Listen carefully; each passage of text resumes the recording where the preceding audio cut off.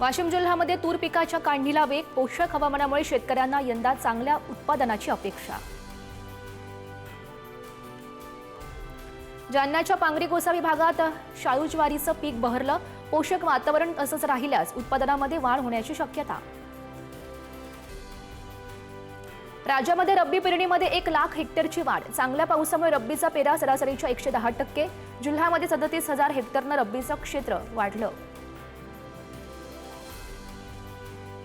यंदा परभणी हिंगोलीमध्ये रब्बीचा पेरा 5 लाख हेक्टर पार, मुबलक पाण्यामुळे रब्बी पेरणी क्षेत्रामध्ये मोठी वाढ, कपाशी मोडून शेतकरी रब्बी पेरणीकडे वळला। राजाराम कारखान्याचा गळीत हंगाम अखेर आजपासून सुरू, शेतकऱ्यांना दिलासा, प्रतिटन 3500 रुपयांचा दर प्राप्त, विस्तारीकरण पूर्ण, आधुनिकीकरणामुळे गायब क्षमतेमध्ये वाढ होणार। पुणे कृषी उत्पन्न बाजार समितीमध्ये रत्नागिरी हापूस आणि केशर आंब्याची पहिली आवक, प्रतिपेटी 15,000 रुपयांचा उच्चांकी भाव।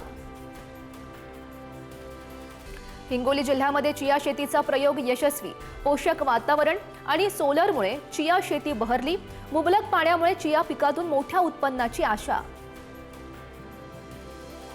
पुणे बाजारामध्ये द्राक्ष हंगाम महिन्याभराच्या विलंबाने सुरू, बाजार समितीमध्ये 8 टन द्राक्षांची मोठी आवक, थंडीमुळे द्राक्षाची आवक आंबट गोडच। डाळींचे भाव कडाडले, विक्रीमध्ये क्विंटल मागे 500 ते 1700 रुपयांपर्यंतच्या डाळी महागल्या, उडीद डाळ आणि तूर डाळीमध्ये सर्वाधिक तेजी, गृहिणींचं बजेटही कोलमडलं। शिकूया AI ची क्रांती, चला करूया MSCIT।